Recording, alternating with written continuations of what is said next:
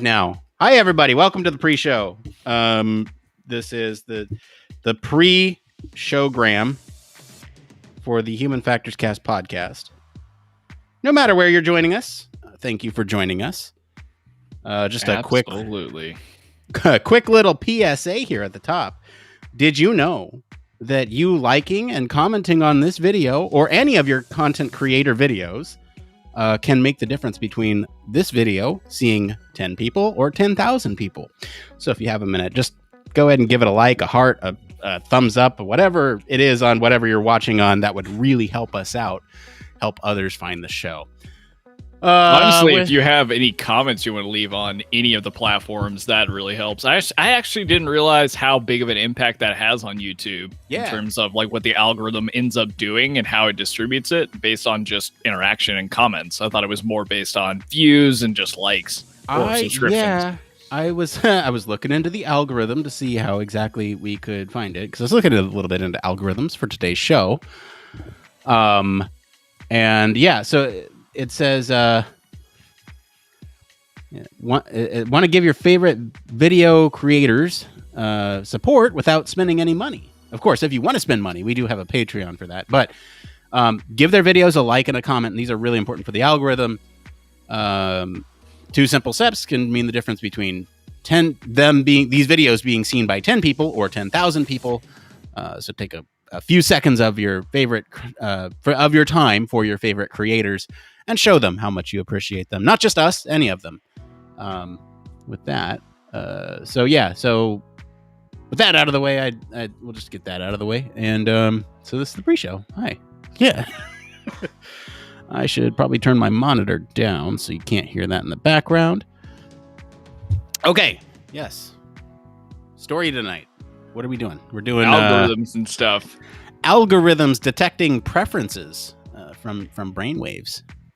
Which is so cool. And I like the fact that it breaks down how some typical algorithms that a lot of people will be familiar with work. That's fun. Mm-hmm. Yeah. So you're working on the blurb. I'm working on getting my energy up. Not sponsored, but there you go. One day. Someday. If you're interested in show sponsorship, we certainly have a Patreon tier for you. Feel free to reach out to us there. Okay. So yeah, tonight's story, the name of the article, computers can now predict our preferences directly from our brain. This is the pre-show. I said that like a million times, but just in case you're watching later, you can skip ahead about 29 minutes at this point, 20 minutes. You're right there. That'll be the real show. Real show starts at 5 p.m. Pacific. This is us putting together the show notes and making sure we have all our research odds and ends together. All the ducks in a row, if you will. That's it. That's the ducks in a row. Yeah, so I need to actually change our little caption here.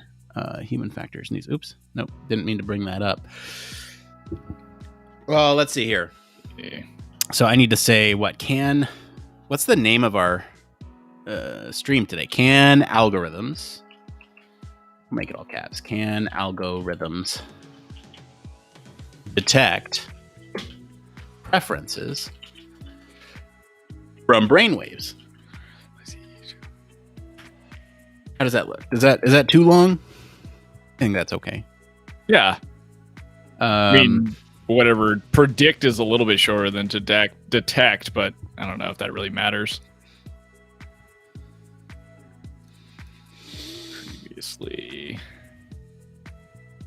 Okay.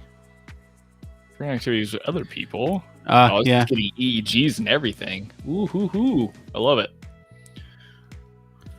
Yeah. While we're at it, what's the difference between prediction and detection, really? Probably. I think you're gonna have to do a little bit of detection to do prediction. I think so. I think prediction is a stronger claim. Yeah, because detection, that's kind of easy. You can do with most things. Or most software.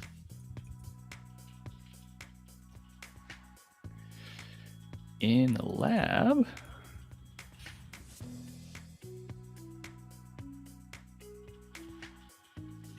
Curiosity. Okay. Let's see here. What other thing? Yeah, we have Intel. Let's see here. I'm gonna look at the Intel and see what we can bring in here. Do it. How's everything going for you, Blake? I know it's really hot out. I'm wearing a sweater. It's not bad because where I live right now, it's still on the coast. Yeah, so it's not really that bad at all. I definitely can tell summer's coming though because the nights are getting pretty warm. Oh yeah, I stepped out. I was like, wow, it's a toaster at like 10 p.m. Yeah. Loving it though. Fortunately, we live in an apartment building where everybody is kind of packed in and everybody has their AC on, so the whole building is cool. Oh, that's nice. Which is so we've been okay, but yeah, it's a toaster out there.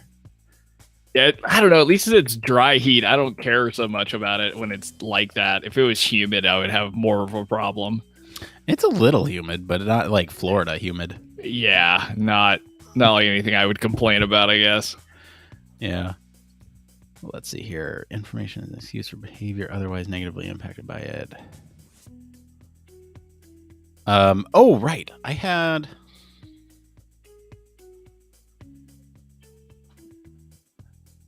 How does Twitch work? That's a question I just got from one of our lab members. I'm not sure how to describe it. You have to create an account for sure.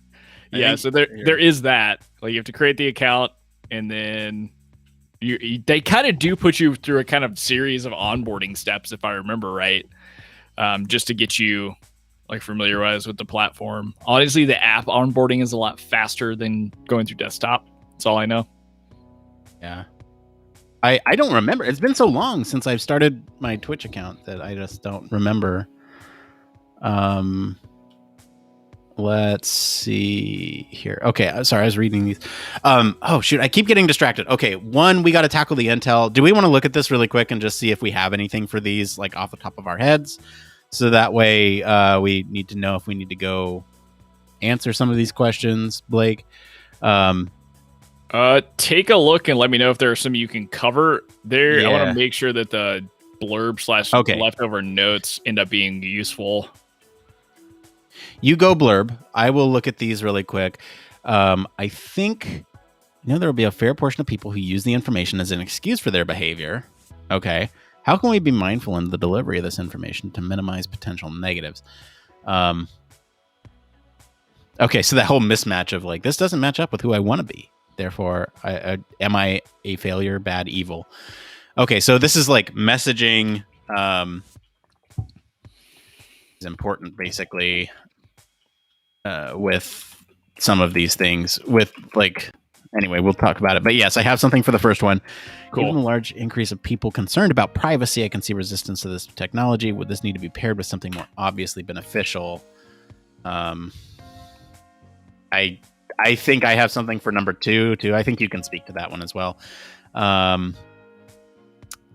I feel like 3 we can both speculate on. Cool.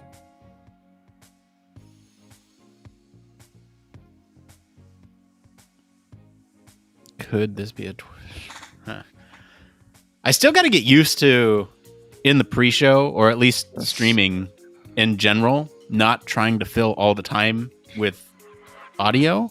That's why we have the music, right? It's like what the tunes are for. Keep everybody stoked.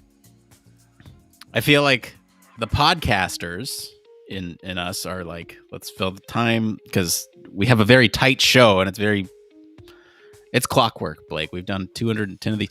Actually, I was looking earlier. We've done way more than that because of all the bonus stuff that we've done over the years.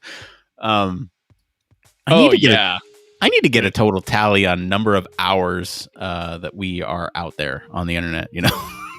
How long we've been doing this on the internet. This is actually a really interesting point that I want to go through. I'll look and see if the Intel spot has stuff for that. How might our preferences change? Okay, interesting. Yeah, I think a lot of these are speculatory in nature, so I'm okay with just winging it.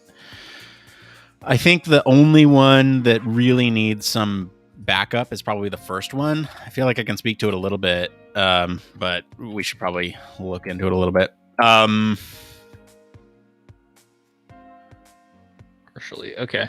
I think we got some content, so I'm all right. I'm kind of satisfied. So you said number 1 needs a little bit of help or a little bit of thought. Yeah, I could use some backup.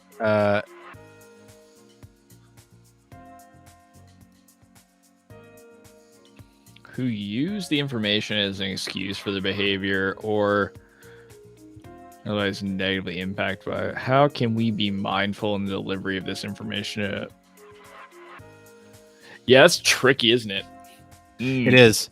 Yeah, all I put in there is messaging is important for now, and I think we can elaborate a little bit. But, if there's something that you can think of that we can attach to that, then let's go for it. I do want to bring up... So we actually got another great question in our Discord earlier this... Oh, my cat scratched me. I didn't even realize it. Oh, no. It's definitely a cat scratch.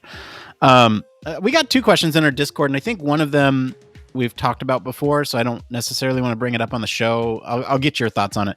The other one is a good one, and it's from He Who Shall Not Be Named Again, Lord Voldemort.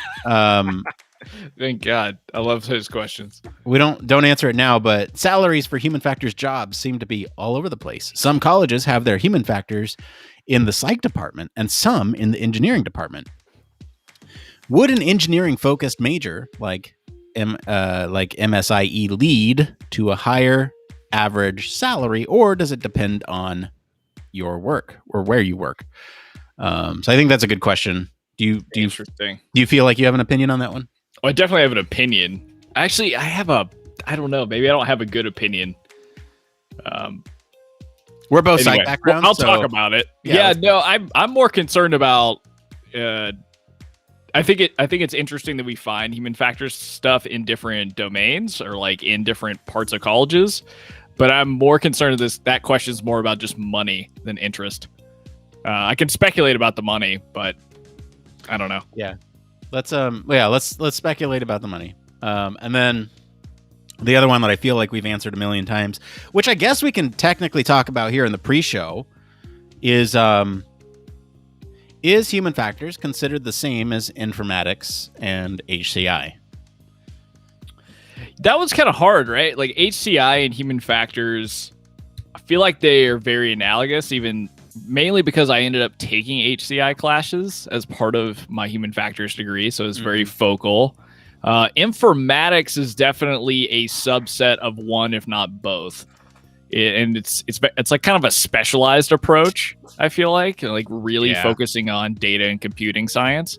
Well, that's kind of how I feel about HCI as well. Cause human factors as a field applies to many other things. Like you can apply it to systems engineering. You can apply it to processes, procedures. Like IO psych is almost kind of human factors. I feel like human factors is the big tent field where you have these specialties of HCI and informatics and all that stuff. Yeah, I feel like HCI definitely has a bit more of a specialized umbrella in software and robotic computing stuff, but informatics is even lower than that. It's almost like a subset below the both. But yeah, human factors definitely has the broader base. Yeah. And probably a large part of what started HCI was human factors work. Agree. Getting super focused on computers. Yeah, I think that's a good question. I think we've answered it on the show before, so I wanted to make sure we talked about it. But I think, again, at the same time, it's like, let's pull in another one. So I'm going to look, actually, for questions now. If you are watching this live, have any questions that you want us to answer on the show, please send us a chat. And if you like our answer later, give us a thumbs up. If you don't like our answer, give us a thumbs up.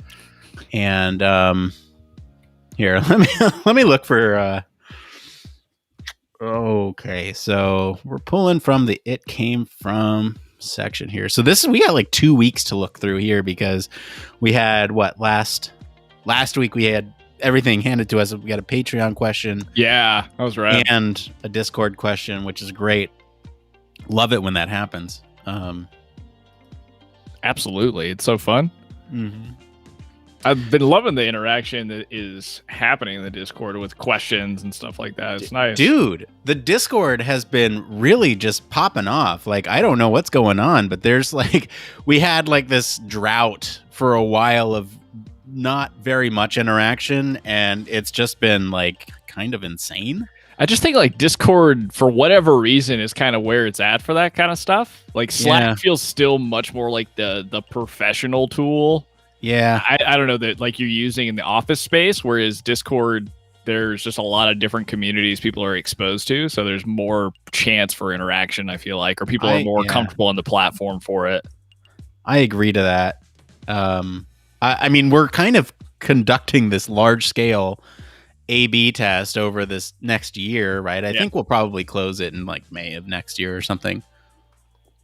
Yep. Make a decision. Truly an ongoing research project across so many different things. Yeah. That's actually something I need to take for action somewhere, is doing more of a deep dive of analytics for YouTube and timing and all that kind of good stuff. Just timing. Do little tests. Oh, so I was actually talking with one of our lab members, and if you're interested in lab, by the way, we have a Human Factors Cast digital media lab that if you want to get involved with the show, we have plenty of research threads and opportunities for you to get involved with. And anyway, I was talking with one of our lab members about a thumbnail idea today. And by the way, trying to find a thumbnail of an EEG is almost impossible. Like, really? There's images of EEGs out there, obviously. Now, the trick is finding fair use or free stock photos that you can use, right? Yeah. So the one that you see today is not through our typical pixels. It's through, I found this Wikimedia Commons media, which is like a free Wikipedia images. And it took me forever to find it because no one tags their things with EEG. Like, I had one actually just tag it with egg. It auto corrected it every time. It's like, oh, you must mean egg instead of EEG. So I put in, electroencephalogram, the full thing. Nothing pops up. So it's like, I was doing like brain waves and all this other stuff, and ocean waves would come up, and it's really hard to find a picture of an EEG. Anyway, with that, we were playing around with a couple different ideas, and there's a tool that'll allow you to A/B test thumbnails on YouTube based on plays. So like, you can set it to automatic. You give it permissions to your YouTube channel. You upload both of the images, and it will switch them after every play, or at whatever frequency you want, and it will measure like how many interactions the thing had for each image. And so you can be like, oh yes, this was better long term, and go with that one, and put them in. So that might be something to look at if you're interested in the YouTube thing, YouTube analytics. You might want to work with that specific lab member on that. Very cool. So I was looking for things to pull in. I'm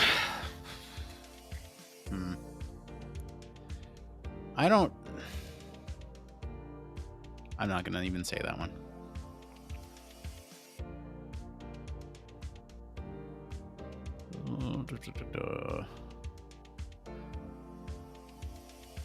I almost want to take this one and modify it. It says, what risks did you take in your design? But I almost want to modify it and say, what risks did you take in your career? But I don't think we will.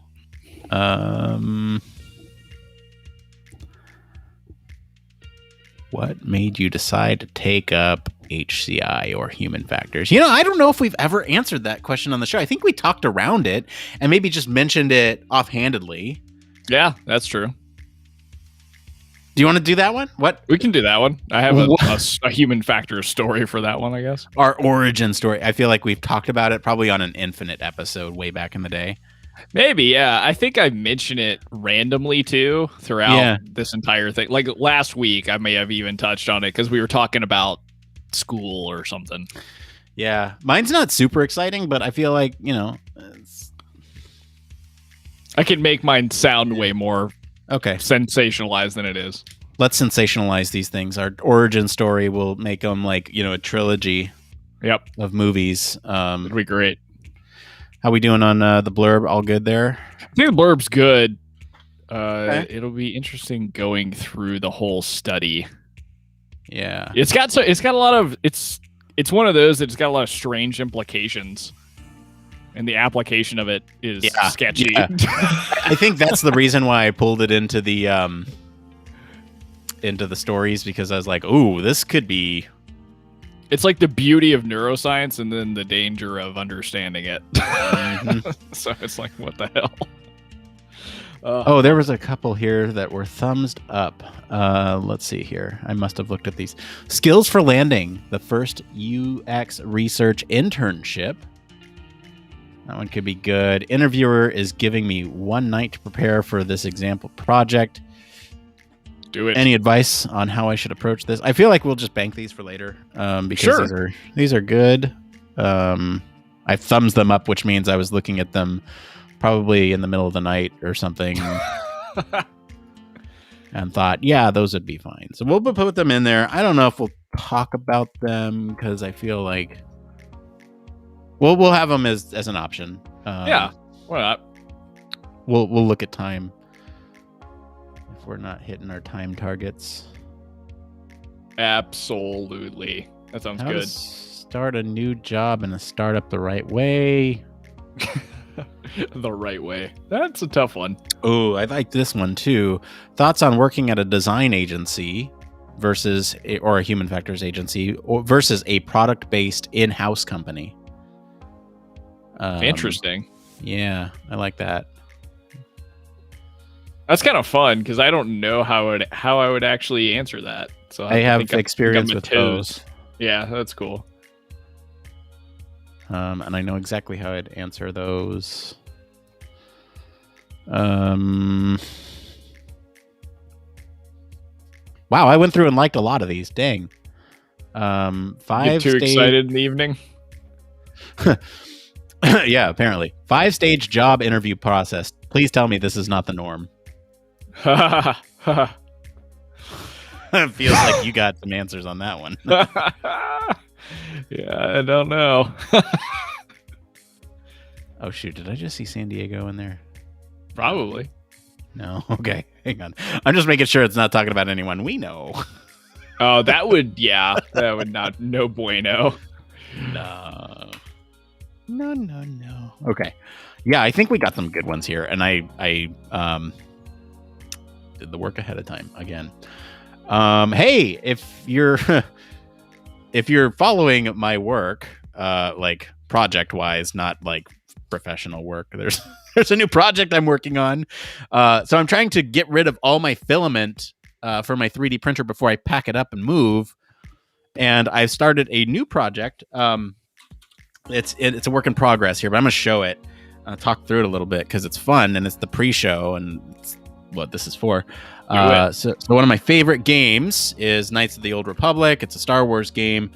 And in the game, there is a droid by the name of HK-47. He's kind of this sarcastic killer assassin droid that calls organics. He calls them meat bags. And so I am working on crafting that droid out of a 3D printer. So what you see here is a 3D printed piece. And it's actually 2 pieces glued together. It's the face. And you can see that I've practiced weathering on it. So you can see like the silver kind of peeking through there. Yeah. Looks red. The red is Bondo filler. So it smooths it out. And he's supposed to be ancient anyway. So it kind of like, it doesn't need to be perfect. I'm just trying to get rid of those layer lines that you can see. If you look really up close, you can kind of see. Oh, yeah. Trying to get rid of those. Anyway, so I liked it. I want to put a Google Home inside. That's hilarious. To use him as like a command, right? Like I can talk to him and say, do this, that, the other thing, and write a custom program, have him play voice lines through that. And to do that, I'm going to have to do a couple things, but one of them is because this is a solid piece, I had to drill holes in there. You might not be able to see it. Oh yeah, you can see those. So I had to drill holes in it. I don't like that they're visible though. And so I made a modification. I 3D printed out, I modeled this 3D part as like a little grate. And so I think it actually looks better than the original with that grate there. And so I tested it. You should be able to hear through it just fine. Put LEDs in the lights. I got some special stuff going on for that. Anyway, it's my next project. I'm trying to get a lot of it done so that way it can just be one piece that I pack away before we move. Sure. Yeah, dude. But yeah, I'm excited about it. The next thing I'm going to do, and I'm actually not printing right now because the printer's on my desk and we're recording. But the next thing I'm going to do is probably the lower half of it with some things to mount the Google speaker right inside. I did a lot of custom work for like LED housing boxes here that, again, those are all me 3D modeled. Anyway. Wow, man. It'll be fun to print it all out and see how well it works. Yeah, I like these projects. I think they're fun. And, hopefully I'll have something to show before I move here. Because that's that's coming up fast, yeah? Yeah. Very cool. Yeah, you can see everything's kind of in disarray. We got boxes everywhere. And, yeah, it's kind of nuts. Moving is a whole thing. But, man. Got to be exciting, too, though, I would imagine. Yeah. It's expensive to... Oh, wait, here's another one. Hang on. It's expensive to live here in Southern California. Just say that. Yeah, it is. Look at this. I thumbs up another one, Blake. I thought I had gone back far enough, but I didn't. This one's another one here. What do you do when you're stuck on a problem? You just thumbs it up on Reddit and hope somebody solves it. Yeah, Reddit. Hope somebody reaches out and solves it for you, and that's it. Funny. Cool, man. Looking through to make sure I didn't grab any other ones here. Anyway, we're about, 4 minutes out from the show. 4 minutes. Oh, wow. 4 minutes. I need to do that thing that I have to do to record a podcast. Are you saying with the audio? Yep. The Audacity stuff. Yeah. I was going to mention, I think I'm going to test it tonight, but I think I got the encoding issue worked out. So you may not need to record from here out. Cool. But I should record tonight, I'm assuming. Record for tonight. Yeah. I think there's... Does this make sounds in my computer? Yes. There might be some benefit to still recording locally. Either way. But we can try it and see what happens. Not a big deal. Seems to be okay. Oh! Shoot, I meant to talk to you about something else before the show. I can talk to you now about it. The Apple Podcast, the paid subscriptions came out, so I'm trying to figure that out for Human Factors Minute. Yeah, so it'll be $4.99 over on that platform, or you can pay a cent more on Patreon and get access to a bunch of other stuff. But yeah, it's gonna be a chore to get the paid Apple Podcast version up to the point where we're at on Patreon right now. Oh yeah, I'm just gonna have to power through it. Yeah, because there's well, I think we have 67 episodes up right now, and a ton more recorded, written, ready to go. And I have to basically time gate them all, and I have to basically I have to convert all the files because they're MP3s and Apple only allows WAV or FLAC files. And so I have to go and there's probably some way I can batch do it, but it's I got to do all that. Yeah, I got to do all that. And then I got to upload them. I got to make sure the descriptions are correct. And then got to number the episodes. I got to copy in all the information. And then I got to set up the way I'm still very confused on how to set it up. So that way it's not free, and I think I get it, but I have to test it out with a couple more. Anyway, I'm kind of waiting for a tutorial on it. Anyway, I'm sure there'll be something that comes out because I doubt that everybody else is got it in the bag and really understanding what the deal is, because it sounds like it's a little more complicated than maybe people bargained for. Yeah, it's dumb, and Apple has been really frustrating me.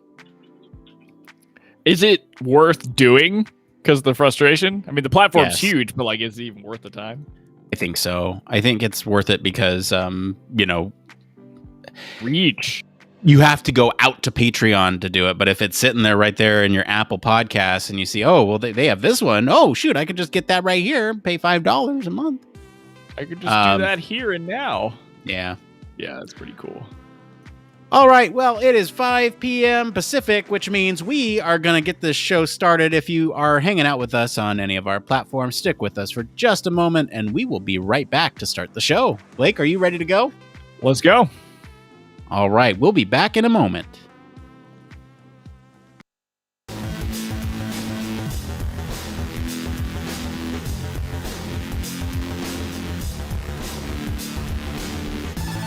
Welcome to Human Factors Cast, your weekly podcast for human factors, psychology, and design.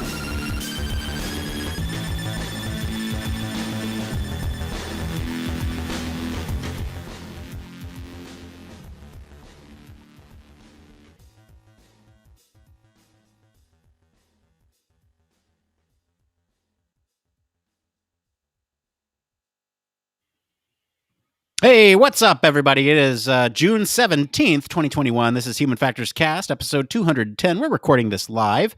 I'm your host, Nick Roome, joined by Mr. Blake Arnsdorff. Hello. How are you, Nick? There he is. I am good, Blake.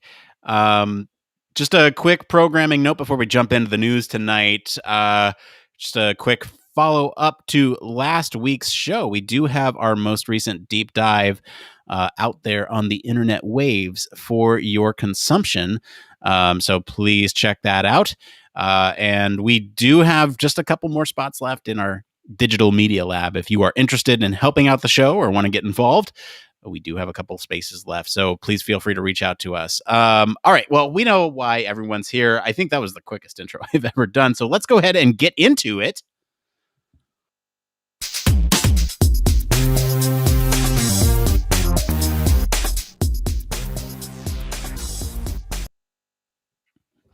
It being Human Factors News, this is the part of the show all about Human Factors News. This is where we talk about everything related to the field of human factors, from privacy and medical applications to security and AI.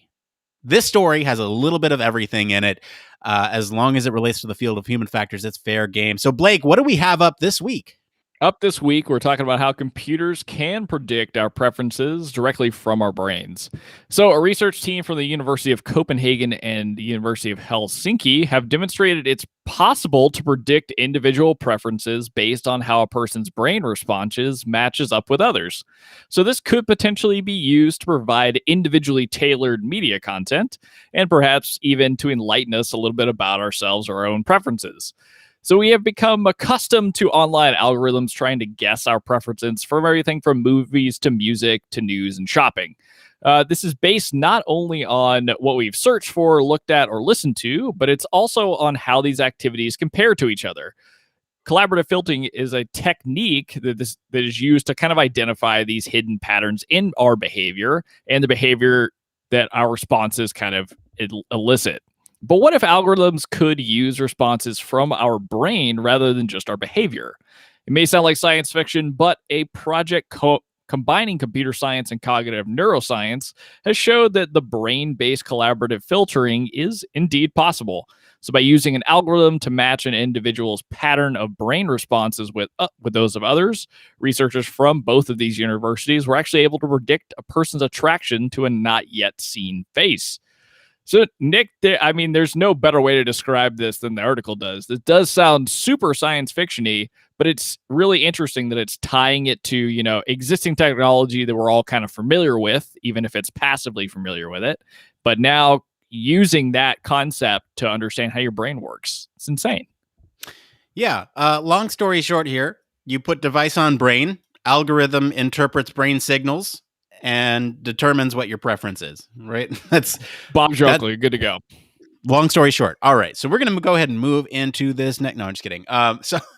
So let's actually sit here. Let's break it down because there's seemingly not much going on with this, but at the same time, a lot going on with this. So I think the new part of this is pairing these brain signals that we've been able to measure for quite some time, pairing it with an algorithm that then actually can predict which preference you have. In the study, they used images of people. So let's use that caveat here. We're not suggesting that this is predicting preferences for things like food, although I feel like it would probably transfer pretty well to food. I think so. It's not also trying to look at preferences for things that may be closer in approximations than others, right? So like, I feel like with people, in a lot of cases, you have a clear preference for one person or another. I feel with food, that is also true. But, let's say you have a choice between two awful alternatives. Would you rather burn to death or get, ran over by a ambulance? It's like, well, I don't know which one I have a preference for. This is kind of the first steps to maybe being able to determine that someday.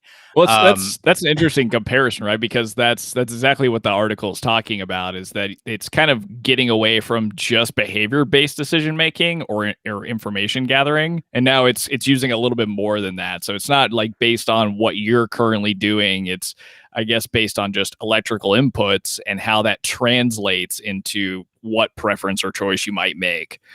So it's getting, I think, a little bit more predictive, if you will, instead of just like suggestions based off of old behaviors.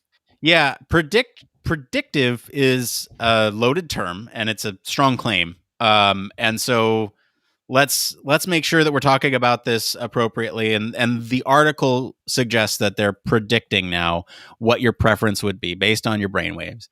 And up to this point, we're detecting these preferences. And I realize there's a typo in our little caption there. I'm going to fix that really quick. We're detecting these preferences. And now this article is suggesting that we are now predicting these. So it's kind of a leap to go from detection to prediction. But I think it's an important one because this is kind of that first stepping stone to that. Would you rather get burned alive or get hit by an ambulance? Right, both are not good outcomes for you, but you must choose one. Right, like I think we're getting closer to that. So, you want to walk through how this is being done? Yeah, so let's talk a little bit about like what's been done prior, and then we'll talk about like how this is different. So good. Previously, I mean, lots of research has been done with EEGs, kind of trying to understand what's going on in your brain when you're either experiencing certain phenomena or you're seeing things on a screen or you're interacting with software. In this case, a lot of what's typically used, and I feel like this is definitely something you see a lot in psychology work, because it's like recognizing faces. So as children, we start to like recognize what emotions are and things like that through stimuli in our environment. So having something like this is kind of a nice baseline. And we've been able to, in the past, of course, kind of understand what happens in the brain firing wise and what parts of the brain are activated and kind of make associations or correlations between what that means. But in this case, we're now kind of putting that on steroids in some cases in terms of the data analysis part. So by adding an algorithm or putting machine learning behind this, we're actually able to understand a little bit more based on this study what that electrical activity means when you're detecting faces, even before you see something. So before you're actually able to make a behavior, it's almost judging what that behavior may be. So that sounds pretty convoluted, But ultimately, it's in some ways intuitive, right? Because if you're able to collect brain signals, if you were able to analyze them and see patterns over time, you might be able to kind of start to see trends or understand potential behaviors before they actually happen. So that's the quote unquote predictive part that we're seeing. Yeah, and we can certainly get into the implications of what predictive technology means, or predictive. I don't even know their outcomes, but I do want to. Again, I kind of want to preface this whole article here is like we're looking at human faces here in this article, and humans are built to analyze human faces for emotions. We're built to analyze them for potential mates. We're built to analyze them to detect deception. We're built to analyze faces as humans. You look at my face or Blake's face, and you are taking in more information than just the words that we're saying based on body language and visual cues. Even if you were to just look at a picture of us, it's different than, just hearing our voices. And so, keep that in mind. I feel like it's a stretch to apply this in a broad stroke, and this is a great first step. And we can, like I said, we can certainly talk about the implications here, but I think it's interesting that they used faces because it's kind of one of the most primal sort of brain functions that we have is to detect friend or foe, to detect deception, that type of thing. So I like where this is going. Do we want to talk about sort of the experiment itself? Yeah, so the basic experimental kind of process here is it's very similar to what you would expect in any of these kind of studies that deal with EEGs, right? So really you had participants were shown a large amount of images of human faces, like we talked about, and they were asked to, respond in, did they find the face attractive? And so really what we're doing here is we're measuring brain signals as they make that behavioral choice. But then the fun part comes. So by using I wonder if it's a supervised learning machine model or not. But anyway, that doesn't matter. So what they did then is they took that data, ran it through their machine learning model to really understand, like, okay, what's going on brain activity wise, and then how can we use that information to see if we can predict what somebody's going to say in terms of, are they going to judge a face attractive or not attractive? And it looks like, based off of this study anyway, they were able to predict with some pretty good relevancy what people were actually going to say here. So by taking all that brainwave data, analyzing it, they could understand on a person by person basis what those preferences were going to be for faces. And Nick, I know you did a good job of breaking down the fact that this is something that we're geared up from the inside to analyze a face, to understand kind of the contextual factors that, what a face means. So to me, this almost makes sense that yes, you would be able to probably predict a response by like recording electronic signals, but also at the same time, you may even be able to yourself predict how you would respond to this kind of stuff. But I think the wider applications that they're trying to say are coming from this are really where they're kind of getting the most bang for their buck out of the story. I agree. And we can kind of talk about the application, right? I do want to mention that one thing I don't know if we've made perfectly clear is that this is using existing data from a data set to predict your response. And so based on your brainwave. So that's huge in the sense that you don't have to have data on yourself. Obviously, as you get more data to this algorithm, it will better predict your preference. But to begin, you don't even need data on yourself for the system to kind of come up with something where they're predicting, right? Isn't that kind of incredible, though? Because, I mean, it does mention that there is a little, partially the algorithm was taking in that participant's data, but the fact that it's like an amalgamation of a lot of different data points from various people and still being able to see a predictive quality, in this case for face attractiveness, approval, or not in some cases, that just kind of blows my mind.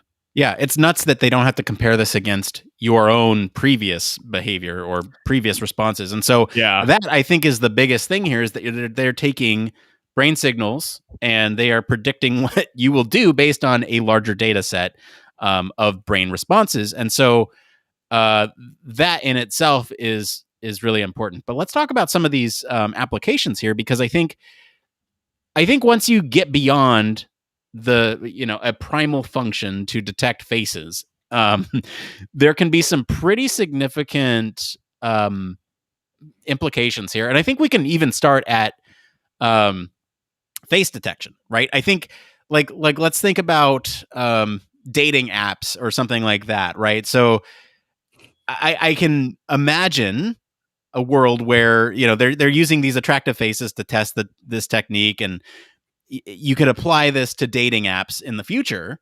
And it's like, well, you can almost, I don't know what the data looks like, so I'm speculating here, but is there a way to determine strength of preference? Like, I have a strong preference for this person, and then maybe those results come through on the other end and say, hey, someone's got a strong preference for you. And how do you message that to make it not creepy? And there's all these issues with it, but like, can you imagine this type of thing being applied to a dating app where maybe it gives you two images and it detects what preference, or even to get you started, it shows you a series of images of people on the website and builds up your profile. Again, this study doesn't need that history, but the more data it has, obviously, the better it's going to be. It gives you kind of this setup, and then it will only recommend people that fall within your preference. And that's a very shallow way of looking at it. But at the same time, it's going to make these dating websites and applications money ultimately, because it's like, hey, we and we can talk about the fact that this technology is not miniaturized and it's not readily accessible right now. They anticipate within the next 10 years is what the study says. But think about that application in the future, right? Like, is that a paid tier where you could pay, they send you a device, you put it on, and you get access to those preferred profiles based on your response? Well, that's like the cool thing about this whole type of study. I've got like two things I'm going to try and keep a working memory here, but the biggest one, write them down. The biggest one being like what you just said, right? So what implications does it have for the future? Well, not only does it have like impacts on applications as we know it, but could you imagine that there's something built into a wearable like glasses that would be able to collect this information on you continuously and enhance however in 10 years we're viewing the next mobile device, whether it's like glasses on your face or some kind of combination of a phone and wearables, whatever. I mean, it means that there's going to be a lot more expansion of technology to really understand not just your preferences, but, I'm not even sure this is the right word, like biometric data at an electrical signal level. So there's a lot of opportunity from just a tech development wearable perspective too, on top of science like this. The one thing that you really sparked when you were talking about like a dating app, and this is something I don't know a whole lot about. I've had the fortunate experience with a lot of students through Design Lab who have talked to me a lot more about TikTok and its algorithm and how good it is in terms of the recommendations of content that it provides you in a curated format. So it would be interesting to know, like, with a more powerful algorithm or more powerful, machine learning model that's already been developed, how that enhances, the capabilities that you can predict and provide people with things that they want or things that they may even need, with this electrical signal data being pumped in. So I think this article does a pretty good job of calling out, like, this is really getting that personalized level of different types of things you'll experience from a media perspective, potentially, very honed in for sure, even if you're not aware that you're interested in some things. Yeah, I think you made a great callback to wearable technology. So if you haven't already, go listen to last week's episode and check out the deep dive on that, because it goes into a lot more depth on the wearable situation right now and kind of creating those biometric markers.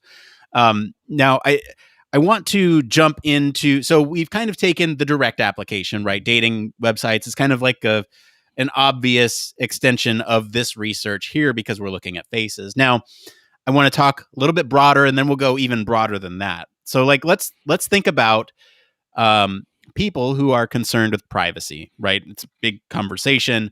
And so if this was a requirement for certain things in the future, and I'm being fairly ambiguous there, we can talk about what these things are. Would it be necessarily would these things need to be so beneficial that it outweighs the risk of privacy? Do you trade off privacy for convenience or lower prices or anything like that? Kind of like the rewards card system where you give them your information, you give them your email so they can send you deals and bring you back in at the cost of, or I guess at the benefit to you at lower prices. And so, is that what does that trade-off look like somewhere in the future, right? What do you think, Blake? Yeah, I mean, so you're almost paying with your electrical brain signals to help somebody else get, better information about you, preferential data. It's like that. It's the whole problem probably that we experience with the privacy and use agreement terms. So really understanding what you're signing up and allowing to have happen. And I think it creates a scary line in some ways because if we end up in the situation we did with like our mobile devices, right? Well, we have them all the time and we start using all the applications without really understanding the implication of what we're doing or what we sign up for when we download an app and accept agreements. Same thing could happen with any kind of wearable tech where if you're not really clued into what you're signing up to do and you're not reading through guidance, you could have a lot of your privacy in some ways hacked or hijacked. So it does come with a pretty big cost. From my perspective, I'm not sure if people are made aware enough of it, how willing they would be to kind of sacrifice that amount of privacy. Because the big thing about this entire story is the potential to unearth things about yourself that you maybe don't think are true. We'll get there. We'll get there. So that's the big problem. For sure. Yeah, those are a couple other points I want to make. I do just want to quickly talk about privacy. One more thing here is that, there's the whole question of whether companies and, I guess, if entities, let's just call them entities, if entities will take advantage of this data. And, one thing I do want to call out in this article, they say here that they don't see this method as a useful way for advertisers and streaming services to sell products or retain users. Keith Davis, lead author here, this is a quote from him. "I consider our study as a step towards an era that some refer to as mindful computing, in which, by using a combination of computers and neuroscience techniques, users will be able to access unique information about themselves." And so, basically, they're thinking of this as a tool to understand somebody, your own self better, and not necessarily as a tool for these other things. Before we get into some of these other questions, I do want to point out, Kristen from our lab here is actually saying that the area in the cortex of the brain is called the fusiform face area. I might not be saying that correctly, but fun little fact about neuroscience. So thank you for that comment, Kristen. Really appreciate that. And so I want to get into a couple of these other questions here, or I guess not questions, but prompts, really, about the future of this. So we kind of took it from the most direct application with dating apps, and then we took it a step further with privacy. And then you alluded to, Blake, sort of this larger impact of what happens if these predictions don't match up with who you want to be or who you feel like you are. And so there's a couple questions here about how do we communicate preference?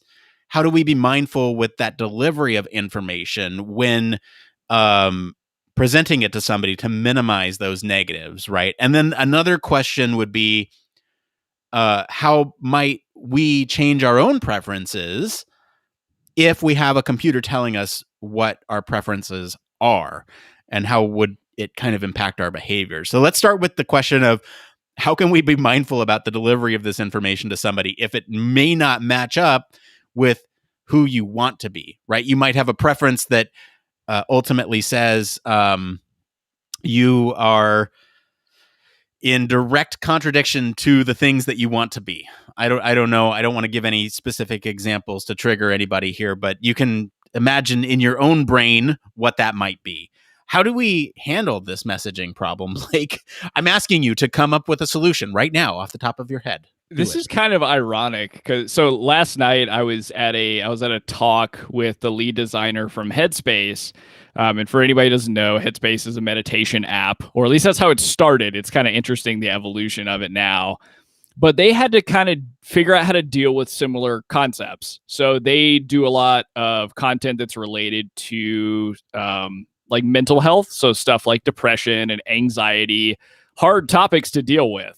And how do you communicate that in a way that makes people feel comfortable, but at the same time also makes them, feel like they can take action to change things? And through the talk last night, a lot of how this was done was like choice in voice actors, of course. But the biggest thing was the overall design of the applications that they were creating.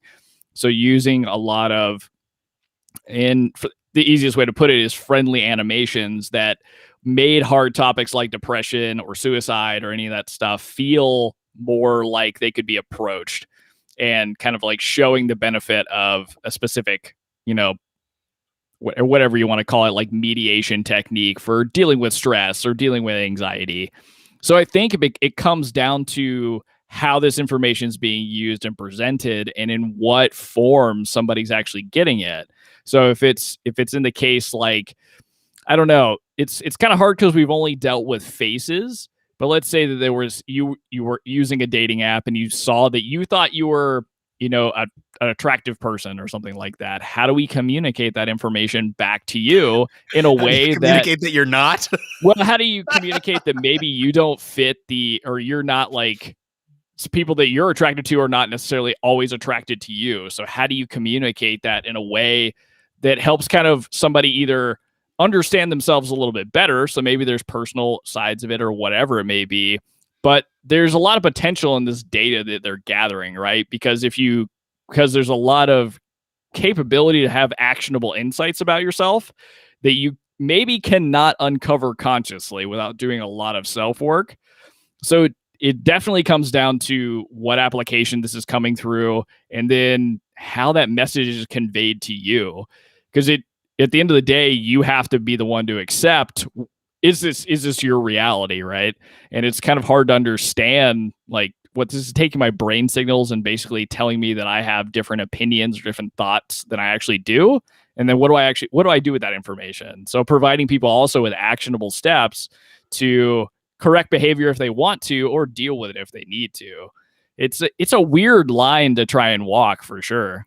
Yeah, messaging is insanely important. And I think that is going to be a real challenge. And I talk about messaging all the time on the show, but like it really is going to be a challenge with how do you present this information in a way that doesn't or slowly sort of molds somebody into accepting their preference is not in line with who they think they are or who they thought they were. And so, there's a couple things going on, right? There could be the instance where this is not who I want to be, and then this is not who I think I am. And that one I think is a little bit more scary, where you have this disassociation between your preferences or what you thought was your preference and what your brain is actually saying. And that might lead to a lot of people being confused, that cognitive dissonance, like that, that's. So yeah, I think messaging is important, but then also sort of the understanding how it came to that sort of conclusion as well, right? So not only the result, but how it got there as well, so you can understand sort of the algorithms that are taking place. Like it's it's really confusing because you can look at something and go, that makes no sense to me. How did you get that from my brainwaves? But if you're able to say, well, this P-wave detector is actually going to result in 95% of the time this, that, the other thing, this may not actually be your preference, but this is what we predict your preference is going to be. And so the communication piece is not just the outcome, but also the process of getting to that outcome so that people have trust in this algorithm. And we've talked about trust in automation before, and this trust in this algorithm is going to be hugely important because who controls this algorithm? Is there racial bias built into it? Those types of things are going to have a large impact on whether people trust the outcome of these things.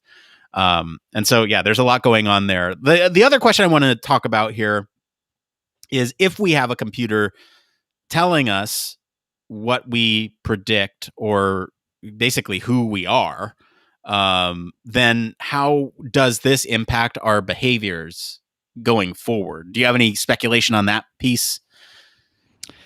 Yeah, I don't know, because if you understand that there's technology out there that's going to be able to predict your behavior,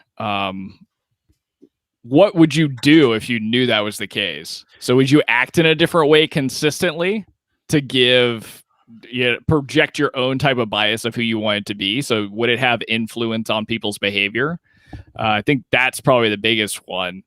Now, in terms of like having something like this that can do that, I mean, I feel like that just makes stuff like AdSense, on top of steroids. And so it in some cases it's gonna be, seamless, like a lot of technology can be to the end user. But one thing that I don't know if you could even really change what you would be able to do with this type of information, I'm completely unsure of. Because if I knew that there was something out there that could predict the way that I think, and I happen to knew something specifically that I had learned from an algorithm like this, would it make me actively change my own behaviors? Probably, if it was something I wanted to fix, but I'm not really sure how it would impact my like day-to-day, if you will. Yeah, I think you kind of alluded to it at the beginning. It was like what I was understanding was, is this a fake it till you make it situation where if you know that the algorithm is going to provide some outcome, do you behave in a different way than to change the predicted outcomes because that's who you want to be? I don't know. That's a good question, and I don't really know how to answer it. And I think it'll be a while before we actually have that data of how these types of predictions will affect our social interactions and behaviors going forward. But I think this all comes back to sort of that mindful computing that lead author pointed out here, is kind of a way to understand ourselves better, and using it as a tool. And maybe that is the intervention. Maybe that is the way in which we change our behavior, is to see, oh, you actually, prefer this thing, when in fact, I don't want to prefer that thing. I want to prefer this other thing. And so maybe that is the intervention to where you start changing your behavior to start preferring other things. And I'm being fairly ambiguous here because this could apply to a lot of situations. One thing from the chat here that I do want to bring up, question is, do you have speculation on how brainwave detections could be racially biased? And yes, I mean, we've talked about on the show before sort of algorithmic bias and how sort of algorithms can have racial bias, especially in things where you have like facial recognition technology. And that's why a lot of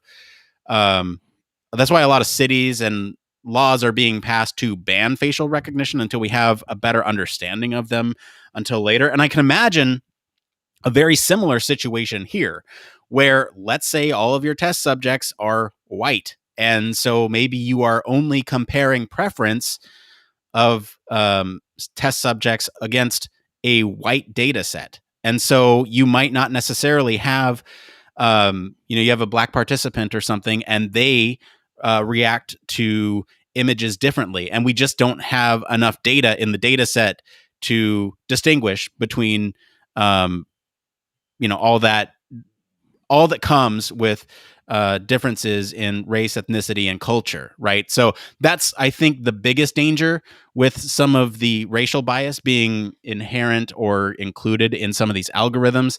Blake, any thoughts on that?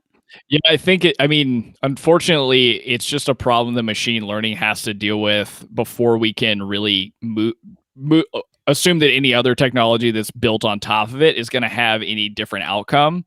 Because it's especially here, because we're talking about not only are we looking at your brain signals or waves and how you're reacting to situations, it's meant to be an aggregate of a bunch of different others. But those other pieces, if they're not well-rounded, if it's not from a diverse set of people, then you're going to get a whole bunch of kind of specific trends. If it's like from a similar population of people, them all reacting to the same stimulus, it's not going to be, a well-rounded piece of technology until it gets, enough data that it's actually taking into account a lot of different types of people's preferences and actually able to do trend analysis in a way that, is more personalized for you, which is what I'm imagining it eventually becomes. Is if the data set gets large enough, what it really starts to do is this whatever they called it. It was like collaborative or some type of filtering that they talk about. Yeah, it's called collaborative filtering. This is what I think ultimately ends up happening. Is it's going to take the largest data set that it has access to. Let's say that this was globally deployed at some point. And then it's really going to do a lot of the comparison pieces and prediction based off of, I think, just your brainwaves and some of your behaviors. So until like that data set behind it is big enough, there's definitely going to be a lot of just bias in it, just based on purely the information that it has access to. And that's a giant problem in computer science that people have not figured out how to get around yet. So I totally agree. I think there will be a lot of potentially racial bias, but a lot of bias in general in the data, just until we kind of figure out how to make more nuanced decisions for machine learning models and different approaches to machine learning. Agree. Good question. All right. Well, I think any other closing thoughts on this one, Blake, before we move on? I just thought it was really interesting that the article really opens up with like this application of this thing that we know very well, even if it's passively known, like this collaborative filtering concept of taking in your behaviors and giving you other things that are related to that behavior. And now we're going to try and put brain waves on top of it, but there's this kind of kink in there that you might not actually know some of your own preferences. So you may end up liking things or saying things or reacting to things in a way that you don't expect. And I feel like that'll bring up an interesting like dichotomy of self for a lot of people. So how this cashes out in technology, I have no idea, but it's really cool. Yeah, this was a really awesome story. I'm glad we were able to break it down. If you're hanging out with us, we are going to take a quick break and then we'll be right back. Human Factors Cast brings you the best in human factors news, interviews, conference coverage, and overall fun conversations into each and every episode we produce. But we can't do it without you. The Human Factors Cast Network is 100% listener supported. All the funds that go into running the show come from our listeners. Our patrons are our priority, and we want to ensure we're giving back to you for supporting us. Pledges start at just $1 per month and include rewards like access to our weekly Q&As with the hosts, personalized professional reviews, and Human Factors Minute, a Patreon-only weekly podcast where the hosts break down unique, obscure, and interesting human factors topics in just 1 minute. Patreon rewards are always evolving, so stop by patreon.com/humanfactorscast to see what support level may be right for you. Thank you, and remember, it depends.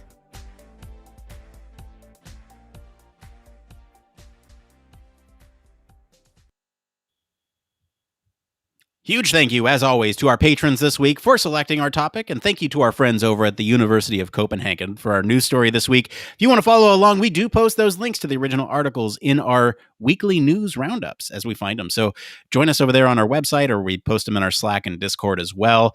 Yeah, a huge thank you to our patrons, especially our honorary Human Factors Cast staff. Michelle Tripp. Patrons like you keep the show running, keep the lights on. So thank you all so much for your continued support. If you'd like to become a patron and get access to things like Human Factors Minute, or even become a show sponsor, please do check that out. It really does help the show. Like I said, it literally keeps the lights on. We use it to pay for things like the website and the hosting for the podcast, so it all goes back into the show. We take no money for ourselves. In fact, I'm so in the hole, my wife is gonna kill me. Anyway, with that, why don't we go ahead and get into this next part of the show? It came from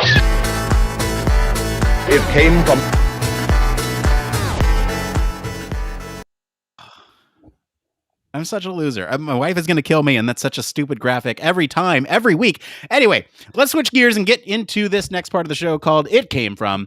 This is the part of the show where we search all over the internet to bring you topics that the Human Factors community is talking about. Anything is fair game. So we got a couple this week. We got one from Discord and we got a couple from Reddit. So let's go ahead and jump into the Discord first. This one comes again from He Who Shall Not Be Named, Voldemort. It's pretty active over there. He writes, salaries for human factors jobs seem to be all over the place. Some colleges have their human factors in the psych department and some in engineering department. Would an engineering-focused major lead to a higher average salary, or does it just depend on where you work? Blake, what are your thoughts on this?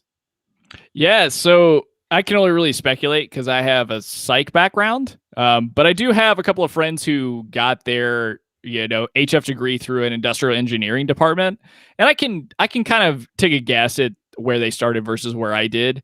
I definitely think it depends on where you're going. So if you're trying to get like a UX research job, you will probably run into a gamut of salary ranges. Now, if you have an engineering background and you pitch that, you could potentially have a little bit more ground, right? Especially if you had any experience working with other engineers and applying human factors in that capacity. So bringing human factors to the table. I do know that in terms of attractiveness, right? Like some people were able to get, jobs at bigger companies with an engineering background, in my experience, from people that I know immediately with little experience, versus like other friends of mine who took the psych route like I did. They've kind of had to get experience, show what they could do, and learn a lot of skills on the job, and then were able to kind of move to wherever they wanted to. Again, I think it really just depends on where you're applying, like where that's going to be. Because I really don't know if I've seen too many times with a human factors job post, an HCI job post, or a UXR job post, like, okay, I'm looking specifically for a PhD with an engineering background in human factors. I've just seen, I want this type of degree. That's going to give you a level up. But other than that, in terms of if you had an engineering side or engineering start or a psych start, there's not a whole lot of difference in terms there. But Nick, what's your experience in this realm, or what do you think? Also psych background here. I think my guess here is, and I even said this in the chat, it depends.mp3. I think the main difference between the two is going to be starter salary. I think the type of job that you are open to or that you are able to get into straight out of school is going to be it's going to be different based on which experience you have. With an engineering degree, I feel like you probably have access to higher tier or higher salary jobs right out of the market, where a psych background may not have that. And because of that, I feel like over time, you're more likely to, as you jump from career to career or go advancements in your position, get higher up at a company, your starter salary is kind of the anchor for that. And so I would probably trend overall engineering probably higher, just based on that one fact alone, is that you anchor higher right out of school. I wouldn't say, that should discourage anybody from going the psych route.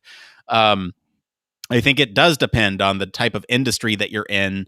And so, again, I don't want to discourage anyone from going the psych route. Blake and I both went the psych route, and we're doing fine, except my wife is going to kill me because I've spent so much on a podcast. But, that's aside from that, we're doing fine. I think there's one other community comment here that I do want to bring in. This is from Bearilla, also in our Discord. They say, in my experience, in engineering plus human factors leads to a higher salary, at least in the defense industry. Outside, you may be able to gain some more traction with the side of UX. So again, it just kind of depends on which industry you're going into and kind of what on-the-job training you get if you are from a psych background, and sort of what you make of your engineering degree if you come from that background too. So it just depends. And it's not a great answer, but it's, it's a good question that I know a lot of people have. So we wanted to make sure we talked about it on the show. Any other closing thoughts with that one there, Blake? No, I mean, I think for those that may be on the fence about which one makes the most sense, I definitely agree. I think engineering may give you the starter salary that you're looking for, if that's like a real thing to be paying attention to when you start. But I think in terms of which one makes more sense to do, I would just look at the programming content for whatever degree and see which ones align with your interest more. Because you may find that the engineering stuff just really excites you. Or you may find that there's like psych sides and like the data analysis part there that focuses heavy on quantitative, may be really interesting as well. So I think I would weigh all that stuff kind of in the balance. Yeah, I think one more comment on this. I think they give you different skill sets. Engineering gives you a skill set of how to approach a problem from a practical perspective. It also gives you skill with writing very objective things like requirements. And so that can really help out. I think psychology gives you a more loose toolkit of being flexible with how to approach a problem.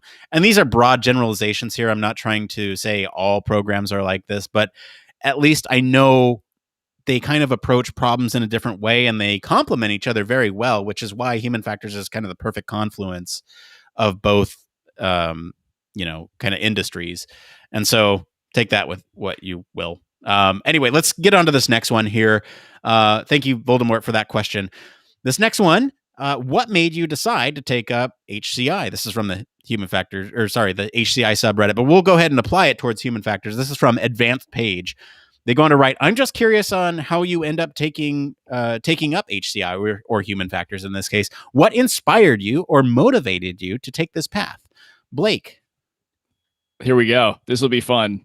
Origin story. Yeah, we'll make clips out of this, I'm sure.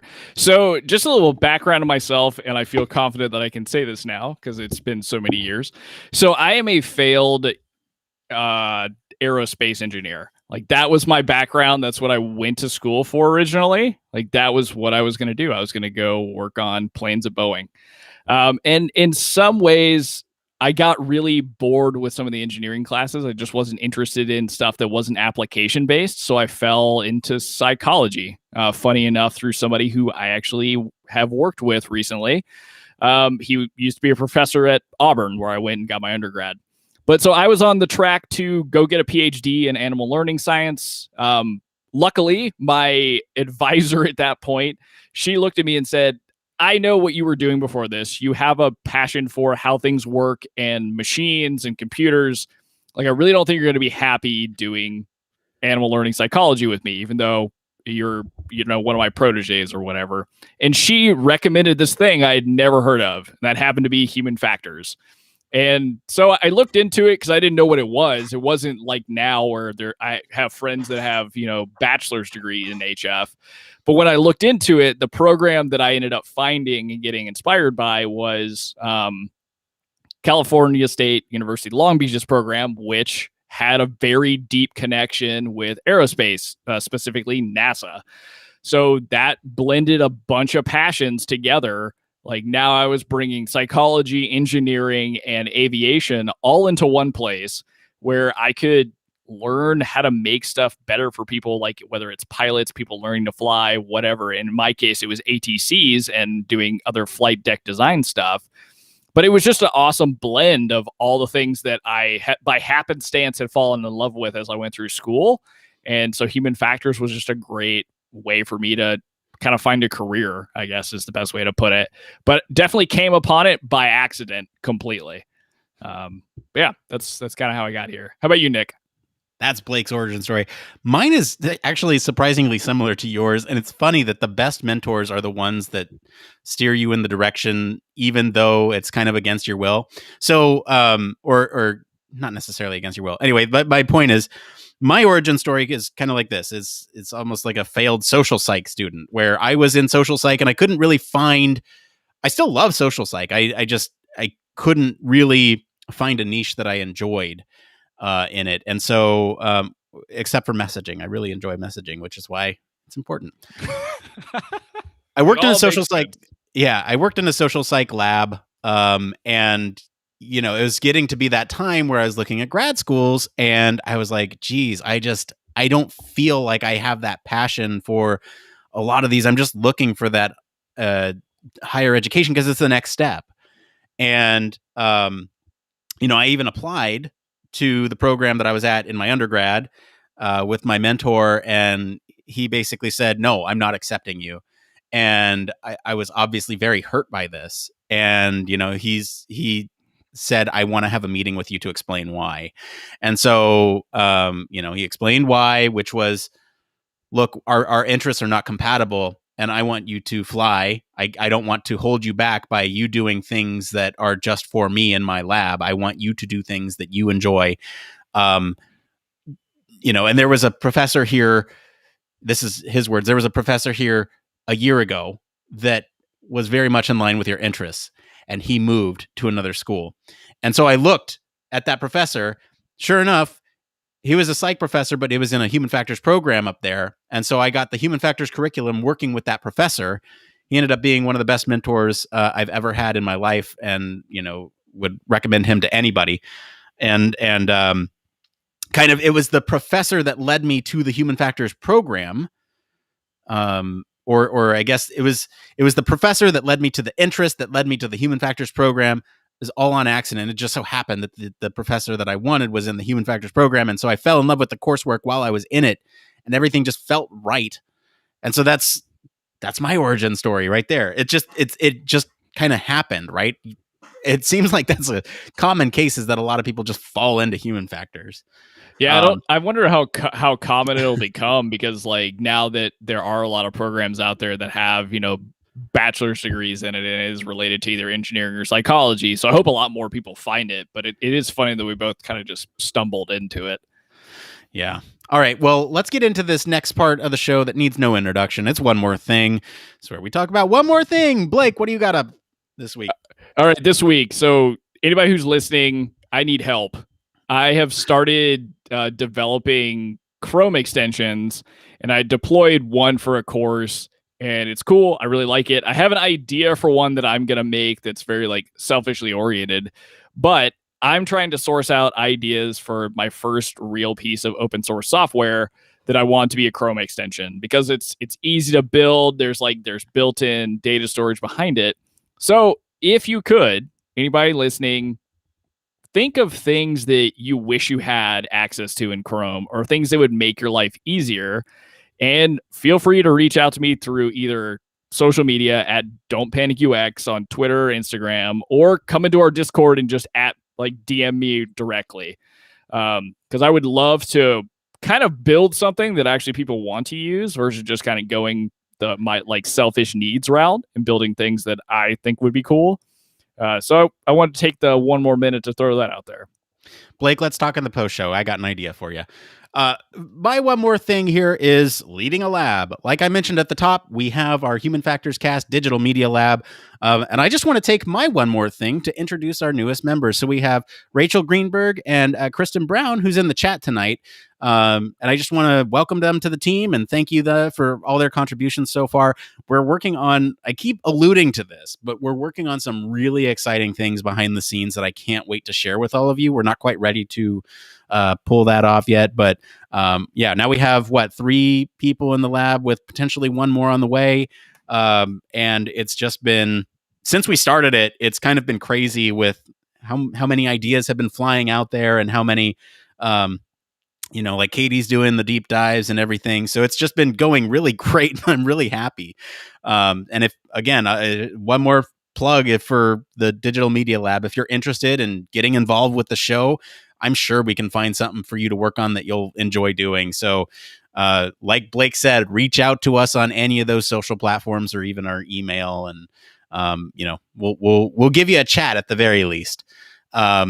Yeah, well, that's going to be it for today, everyone. Let us know what you guys think of the news story this week. I think it was really interesting, the predictive brainwave stuff. If you want to, you can hang out with us on our Slack or Discord. Discord is popping, by the way, or get to us on any of our social channels. You can visit our official website, sign up for our newsletter, stay up to date with all the latest human factors news. If you like what you hear, you want to support the show, there's a couple things you can do. One, wherever you're listening to or watching this, go ahead and hit that like button. Leave us a comment. That really impacts the algorithm, surprisingly. Give us a follow, do all that stuff. There's a little heart. Anyway, do all that. Leave us a 5-star review. That also helps other people find the show. Tell your friends about us. All this is free, by the way. You can do all of this for free. And then if you want to pay us money, you can do that too. We have a Patreon for you. Consider supporting us there. We got a lot of rewards we like to give back to the people that support us financially.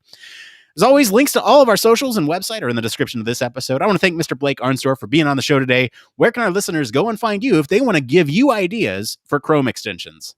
Y'all can find me across social media at Don't Panic UX or in our Discord at Blake. As for me, I've been your host, Nick Roome. You can find me streaming on Twitch Tuesdays at 1 p.m. Pacific for office hours and across social media at Nick_Roome. Thanks again for tuning in to Human Factors Cast. Until next time, it depends. All right, if you're hanging out with us, we're going to do a post show. Cool. My recording's good. Blake, you good? Yep, I'm going to export it to you now. Excellent. That was a fun show. That was a really good one. Yeah, that story did well. I was a little bit worried about it when I was reading it, that I wouldn't be able to talk about it, but it was fun. I'm always worried about that because it's so weird. During office hours, I usually look at them and I'm like, yeah, we could talk about this, that, the other thing. I usually try to list them off in case I ever need to go back and I'm like, what did I say about this one? Why was I so passionate about this one? And yeah, I thought that this one was going to be a dud too. I was like, oh, geez, what have we done? But it was interesting. The applications and possibilities were nuts. Like just off the wall, what you could do with this stuff. And I think that's ultimately what I came down on. I was like, oh, wow, it's a lot of application. We can throw all that in there. And by the way, Kristen, thank you so much for the racially charged question about data, because that was like an important topic that I don't know how we could approach without somebody asking directly about it. So that was really helpful. Yeah, I kind of offhandedly mentioned it and realized that that's probably not something that everyone knows about. And so thank you. Yeah, and thanks for hanging out in the chat with us. That's also really helping us engage too. So super awesome. Blake, so this is a post show. This is where we normally do all the stuff, but all the stuff is done. Not really. I'm going to be up till midnight with this stuff, but that's fine. That's my Thursday for you. Yeah. So I have an idea for you, Blake, though. Hold on. Let me get a document up so I can write this down. All right, I'm ready. I might have a couple ideas for you as I'm thinking about this, and they're selfishly motivated, but LinkedIn does not have the ability to schedule a post. I don't know if there's a way that you can tap into the LinkedIn API and just kind of mask it and say like, hey, send this data at this time. That's a really useful, what I would think is like a good, probably starter Chrome extension for you. Nice. That would really help out a lot. Because I like to schedule our posts for a specific time. And I usually just leave the browser open and I'm like, I guess. And then the reason why I want that with LinkedIn is because you can use things like Hootsuite or Buffer, but it doesn't allow you to tag other people. So if I were to say, thanks to the University of Copenhagen tonight. That's pretty important, actually. Yeah. So I can't schedule it through one of those other things. I have to use the LinkedIn service because it allows for tagging within it. So if you had a Chrome extension that just added an extra button that says schedule for later, you press it and it like holds it in a pattern and then sends that data out at a certain time. That might be a great extension that I would use, and it might exist. I haven't looked for it honestly, but That's a good idea. That actually seems pretty doable because, I mean, the way that, not to bore everybody completely, but the way the way that the local storage works, like that should totally be possible. Now, if LinkedIn's got their API locked down, that'll be a weird thing, but I don't know. So it's worth. I don't think it does, right? Because it integrates with a lot of different things. So yeah, so I just have to read documentation and see what it would mean, what I would have to go get or scrape. Yeah, that's kind of cool. Well, cool. I have potentially more ideas for you too.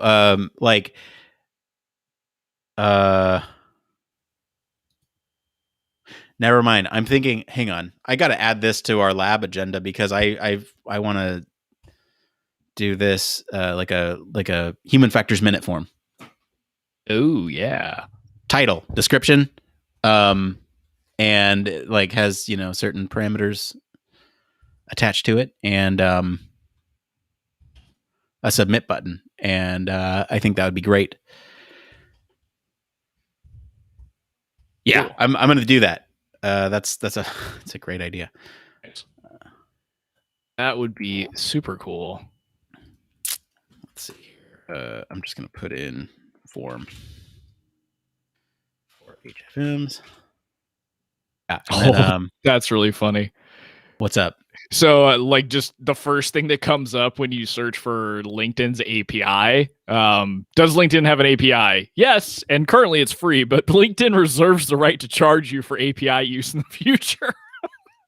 Oh, fun. Oh, that's hilarious. Anyway, fun. So they do. They have like all the stuff exposed right now, and it's in a way that I can understand. So that's cool.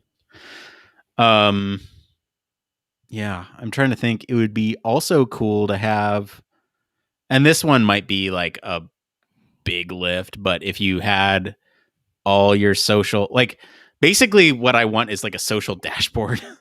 I know they exist. I know they exist, but I'm thinking of some very specific things to do with them. I'm using like 5 different tabs right now. It'd be nice to have it all in one. But yeah. The LinkedIn thing is really important, though. Also, cool. I'll start with that one then and see where I get. Yeah. I'm trying to think here. If anyone in the chat has any ideas too, throw them out there. Yeah, because that's going to be, because it's surprisingly easy to deploy an extension. Is it? Oh yeah, it's you turn developer mode on, then you upload the files, and if it works, it works. And then the accessing local storage thing is really easy to do. Now the problem becomes like performance stuff. Yeah. But that's something I can learn over time. Right now, I'm just kind of interested in just getting stuff out there. So cool. Yeah, I'm thinking if there's anything fun that we could do as like a human factors cast extension. Like hey, that would be fun. And it has, think of it like a addition to our website. By the way, I don't know if you saw this, Blake, but Podpage actually put out their 2.0 today. Sweeping updates. There's a lot of really cool things that we can do with the website now. Some of them were in beta before, and now they're released. Very cool. Very excited about the guest intake form, and in fact, I should share that with you. Privately, because I don't want everybody to have that link, so that way they all apply to be on the show. I'm thinking if there's anything else. Do you know how to make chatbots? I can, yeah. You can? I've done a couple of tutorials on like Twitch chatbots, and I've started one on Discord, but I never really finished it. Would you like to work with me on a chatbot for this guy? I want to do a Google Home chatbot for him that plays certain voice lines when you say certain, and I want to also make a custom wake word for that device that's going to be in here as well. Google Home? Yeah. Okay, yeah. Let me poke around and see if I can find at least some starter stuff, because that'll help me like get started with it to make sure. Yeah. But yeah, that seems like that would be that doesn't seem like that would be hard or impossible. Let's put it that way. Yeah, I just don't know enough about it. It might actually be very easy. I just don't know. Like, basically, I want a custom voice line, and then I want a custom wake word. I want custom voice lines as responses for when it doesn't understand something, or that type of thing. For non-typical, for non-specific voice lines, I would like. Anyway, we can talk about it. There's really cool things I would like to do with it, but it all kind of depends on if it's feasible. Yeah. Is the thing you'd be using a smart home, or is it something else? It's a Google Home Mini. Google Home Mini? Okay. Yeah. So it looks like they do have... Yeah. So this will take me like probably a couple weeks to read through, but it does look like they have an API for the home. Cool. Hang on. I just got the question in chat from Kristen. What is that? Kristen wasn't around for the pre-show. So anyone who wasn't around for the pre-show, this is a droid head, 3D printed droid head from Star Wars Knights of the Old Republic. It's obviously only partially done right now. But the idea here is to throw a Google Home inside this thing, so that way it can talk through these little pinholes there, and make custom, and kind of do things for me around the house once I have the full head created. And then someday I'll build the rest of the body for it. But I'm trying to get rid of my filament for my 3D printer before I move. And this is kind of like a first stab at it. So you have this burnished red is going to be the color of it, but right now it's actually just the Bondo that I've used to fill in some of the 3D print lines. You can see that I've tried a test for the weathering. So you can see, looks like the paint's peeling off and that there's silver, or that there's metal underneath. It actually looks pretty good on camera. You can still see the print lines in person. You can see them right there really well. And then kind of over here, I don't know. You can see the print lines, but the Bondo kind of helps fill those in. And there's a couple other things I'm going to do to it that help reduce those lines, so it looks like just one solid piece. It doesn't look like a 3D print. Anyway, yeah, that's what this is. It's my next project. A long line of failed project. Not failed. They're just partially complete. Yeah, because you're still working on the button panel too, right? I still got the button panel, although that's packed up.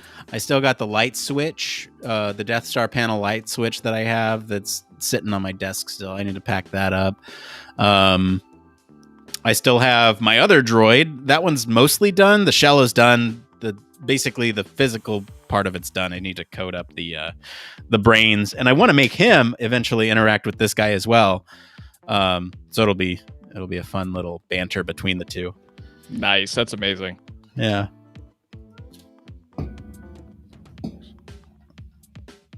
Did you keep up with any of the E3 news? No. I heard about it from those random source that it was actually going on. I didn't even keep track of it this year. Anything cool? I mean, there's some. It's nothing that I didn't expect, I guess. Oh. It's just a little. I thought it was pretty boring. I mean, nothing that's bad. If nothing's exciting you, that can't be a good time. I mean, look, there's the EA one isn't for, I think, a while. PlayStation's is next month. It's weird because it's a summer thing now, since since E3 wasn't a physical event and no one's planning around it. It's weird this year, but I don't know. You know me, I get excited about Star Wars games, and not a whole lot is being said about those right now, even though there's a lot in development. Yeah, well, that's kind of a bummer. Yeah. Oh, I wanted to talk about something. I had something I wanted to say during the post show. I forget. This is the part of the show, post show, where we get all tuckered out and can't Can't think good. Can't think good because we used all our brain processing power during the show. But man, that was a really good show tonight, man. Good job. Yeah, I mean, it worked out really nice. And I know we've had a couple of, or I guess last week was not as good as we wanted it to be. So this is nice to have a win. Last week was a little bit of a stinker, but this week was good. Yes. Wait, does Microsoft own LinkedIn? Do they? Wait, I feel like that's true. Because their documentation is LinkedIn. It's like LinkedIn's API docs are like under Microsoft. Weird. That's funny. So they must own them. Yeah. Whatever. Oh, I know what you could do. Is there any way you can generate RSS feeds from like web pages? There are tools out there that do it, but it'd be cool to do it from an extension. Like click on a button and generate an RSS feed. It'd be also cool if in that LinkedIn API, as you're digging around in there, if you can post an article from that as well. I'm looking through all this stuff. Is that different from a post? Yeah. Well, so when you go to do a post, you can either do start a post or right below there's photo, video, event, and write article. There's 4 different options. Oh, so we want to be able to like post or write an article. Yeah, on a schedule.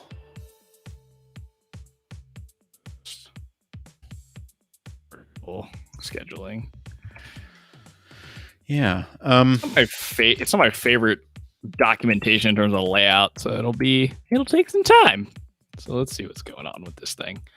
Because they've like segregated it out too, which is interesting. But anyway. All cool stuff. Yeah. Yeah, things I'll read about in my free time as I create little Chrome extensions. Because I'm already building one for like guitar stuff. But these will be, useful to a wider array of people if I can pull them off, especially this LinkedIn one. I'm surprised they don't have a scheduler. Yeah, I just found out that Twitter has a scheduler. So reason being tonight, I don't want to post all of our stuff, because I'm going to be done with this probably, like 9 p.m. or something after the boy goes to sleep. And I'm going to want to post our new episode, right? Once everything's good, once the transcription is done, once all that stuff. So it's like, you know what? That'd be a good exercise to show everybody exactly what I go through after. Yeah, I showed the post-production thing that you do. The nitty-gritty.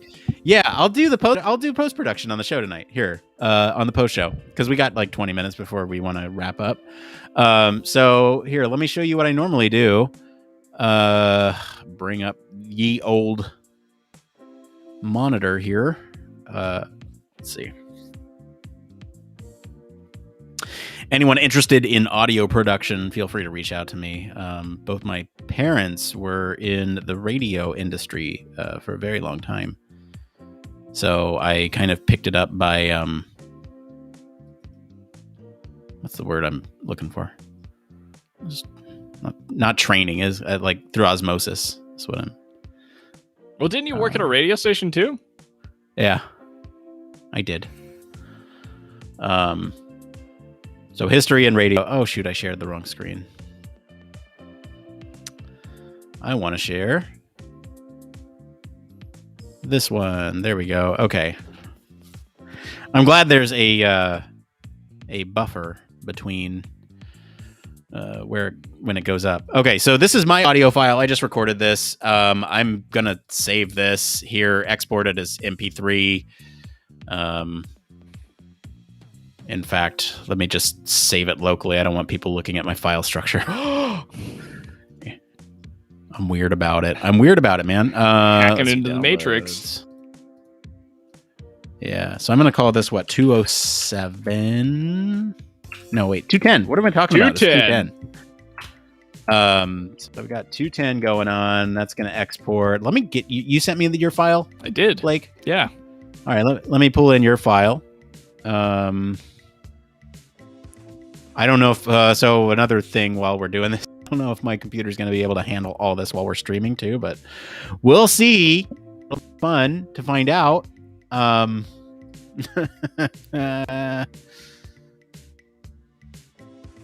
You know what? I'm curious too. Scheduling events on LinkedIn. A lot of stuff needs to be happening on LinkedIn. I need to be able to schedule events. That actually, there seriously is no way to do that. Events. Yeah, I was about to say. You can schedule events. My problem isn't that. It's the fact that I don't know the title until the day of. That's the problem. Yeah, I got you.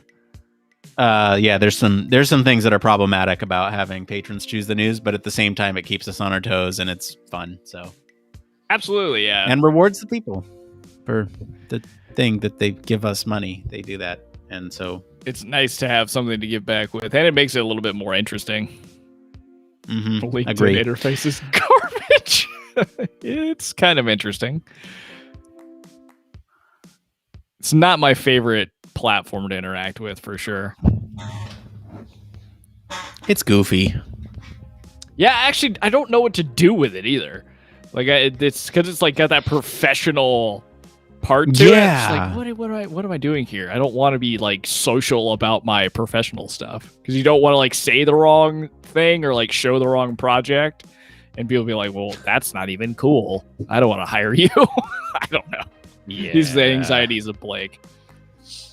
I don't know. It's weird because like I want to take credit for all my news roundups, but at the same time, I don't want to share all of them because I feel like it's spammy and LinkedIn's not going to reward. So there's so many weird things going on with algorithms. And Kristen says LinkedIn's interface is garbage too. So, okay, good. We're not alone. Oh, that's where that came from. My bad. I should have said that. I don't have your file yet, Blake. I think it's still going through the internet. Is it still thinking about it? That's awful. Probably.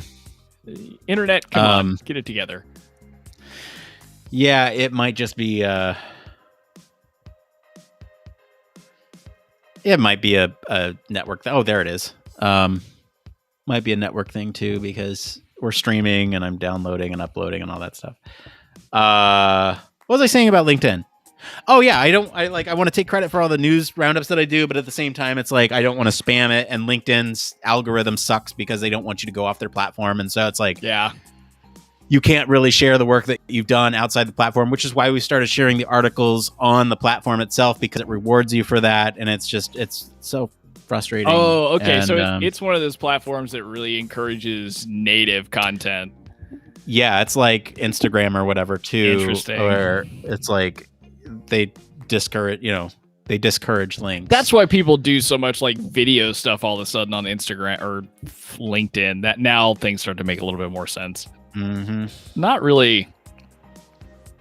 I don't know, because people do like live podcasts and stuff from LinkedIn, and that's ultimately, I'm assuming, where we're trying to go. That's what we're trying to do that. But how did they get there? What were they creating up until then? They were probably doing it just on a different platform. The trick is that we need 500 followers. Hey, if you're listening or watching this right now, please go follow us on LinkedIn because we need 500 followers before we can. Where are we even we can stream at? That seems like a lot. Oh, of I think we're in the 100. Oh my mark. Goodness. We can. And it's weird too because I don't want to invite all my contacts. I want to invite some, but not others, and it's like 171. Okay. It's only okay. We're doing okay. Yeah. I feel like we almost have as much on LinkedIn as we do on YouTube. I think we're in the 180s on YouTube. So we're doing pretty good. Oh, that's kind of cool. All right. Yeah, I don't like looking at these numbers because this tripped me out the other day when I was poking around and then saw that you and I have more followers than the podcast, like a lot more. Mm-hmm. What is going on? Follow the podcast.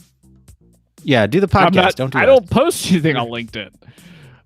Well, that's why I will occasionally post a news roundup. Like, I'll do the monthly roundups. I'll do roundups where there's a lot of news.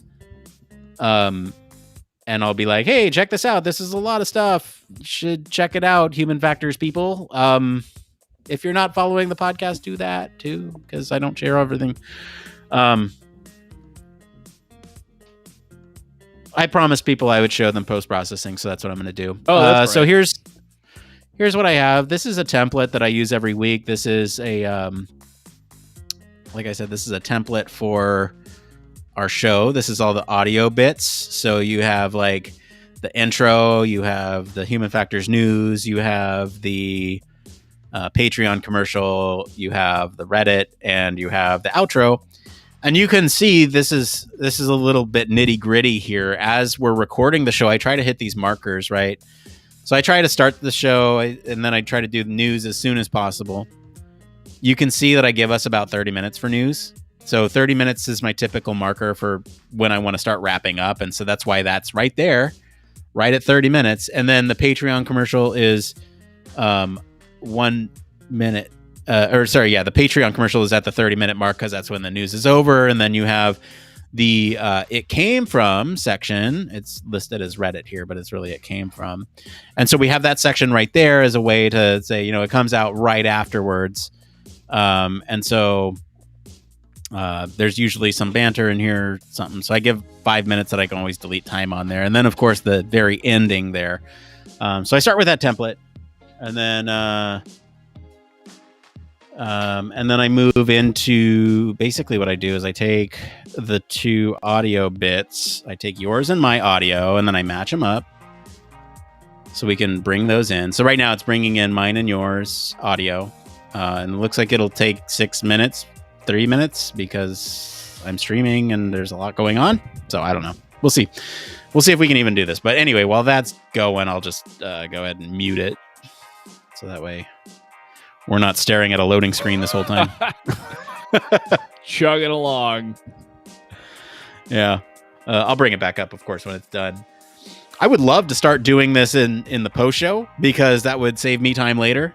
Why not? I mean, don't feel like you can't. You should just do it. Well, the problem is that it's lagging so much, right? Yeah. If I do it when it's not lagging, it's very quick for me to edit this down and actually turn it into an episode. Some things I can't show right now is I can't show on Twitch, that I normally download the full video, like pre-post show, everything. And then I clip out the middle and replace it with what I'm doing here. And then I convert the video to audio, and then I basically clip out the middle and put in the well-produced thing, and then I put that on Patreon for our patrons so they can hear the whole thing. They can choose the news. Yeah. And then what do I do from there? Oh, yeah, on LinkedIn, I clip the whole episode so that way I can download that and upload it to YouTube as a separate episode. Oh, and that way it also stores it on Twitch. So there's a lot of stuff that goes on. Like, I've gone over my post-processing checklist a million times, but yeah, it's kind of nuts how much we've added to that post-processing checklist over the last couple of weeks. And then the IGTV thing, right? I download the video I download the full or the clipped video of just the episode, and then I throw that into some video editing and make that an IG video and throw it in there, and then it's just a lot going on. There's a lot going on. Yeah, this is going to take, it says like 9 minutes for yours, and it keeps getting longer, so I'm wondering if there's some like processing hiccup here where it's just going to take forever. Beautiful. Of course, it's my audio. Yeah, well, I think it's my computer really is the problem. Yeah, I don't know. What is it? It's 21. Do you have anything else for the post show, Blake? Can I ask you questions about this Google Home thing? Because I don't know what it's like. Yeah. Okay. So it looks like there's even like a course on how to develop some of this stuff. It's not exactly what you're talking about, but it would get it close enough. And it seems like it's really easy because it's just like Node.js stuff. But basically, are you looking to add custom actions to a smart device? Okay. I'm looking to do that. I'm looking to add custom actions. I'm looking to add custom responses. Okay. Using audio files or using a process distortion on the voice. Gotcha. If that makes sense. Yeah, I think we could do audio files. Cool. Yeah. That would be helpful. And there's, I mean, the problem is that I'd have to go through and find appropriate ones. And, maybe if there's something that it doesn't understand, there's like a pool of 5 different ones that it can pull from at random. Yeah. I wouldn't worry about having the specific ones yet. I think I can even like pull sound clips from the specific dude online to try and get the commands working right. And then do the wake word stuff. But it definitely looks like Google's crazy. They have a lot of interesting tutorial content, and this is one of the things they have there. Very cool, dude. Yeah, I'd be super interested in working on this with you because I don't know, it's a cool project, man. Like to have a droid that actually talks and does things. Like if I told him to turn off the lights, he'd be able to do it, or turn on the lights, he'd be able to do it, or have these customs where I don't know, I could say start up the boot sequence or whatever, and it would turn on a computer through an Arduino that's connected to the internet or something. I don't know. There's a lot of cool stuff that we can do. Yeah. And this is really in line with my front-end development course that I've been taking for the past couple of months. Like, it's just gotten into APIs, really, and they just updated the entire coursework, and it's starting with bot building, funny enough. But it's going to let me get into all this, because what all of these things are requiring are like OAuth server authentication, which I know jack anything about, but there's like a course about it that'll help me read the documentation a little bit better. And that's basically the precursor for the smart home actions and then accessing LinkedIn stuff. So there's a way to do it. Yeah. At some point we should talk about, if you're interested, there's some business ideas that I think we can talk about. We can execute. Yes. If you're interested in that type of thing. Because I've had some ideas, around in my head for a while. Very cool. Yeah, let's try out some of these like silly projects and see if I can even handle them, because software engineering is hard for me. Yeah. But it would be way fun. I'm really excited about kind of what I'm trying to push to do. All right, cool, man. Well, this post processing is going to take a while. My computer's chugging over here, so sorry everyone, I can't show you what post processing looks like. It looks like this. I match these up with the correct spaces, and I match up the audio to where Blake and I sound like we're talking to each other, and then I export it, and that's about it. But then there's a lot of other things that go on with that and putting it in different places, and that's all documented, and it's gonna be a huge it's big every Thursday night, although I feel like I've gotten it down to where I can do it pretty much in about an hour. Wow. Which is it's pretty good. The only thing that takes me a little bit longer is the IGTV video. Still working on a good workflow for that, because I gotta chop up bits and I gotta put them in the right places, and it's a little bit more cumbersome, but hopefully I'll optimize that workflow here shortly, and I can get it into like that hour routine, and it'll not take me too long. What are you using to do it? Camtasia. It's nothing special. Yeah. I have like these predefined sections, so I don't use the overlays from the show because they're slightly transparent. You can see the background scrolling through them, and it doesn't match up with the background in Camtasia or in the. Gotcha. I put like a background one that anyway. I need some like format painting tools in there. It's cumbersome, is what I'm saying. But yeah. All right. Well, I think let's get out of here, Blake. All right. Thank you, everyone, for sticking around with us through the post show. No, it's not always the most riveting content, but at least tonight's episode was very good. So thank you all for hanging out with us, and thank you, Kristen, for sitting with us in the chat and providing some excellent commentary that we could use. Really appreciate that. And for everyone, if you have any fun coding ideas for Blake, let him know. If you have any interest in the Digital Media Lab, let either of us know through any of our social channels. And one last plea for you all, if you're watching right now, like I said, those algorithms really are looking for those likes, those thumbs ups, those hearts, those follows, those subscribes, anywhere. So again, that really helps us out. And if you could do that for us, we'd be eternally grateful. Thank you all. And have a wonderful 3-day weekend, everybody. Absolutely.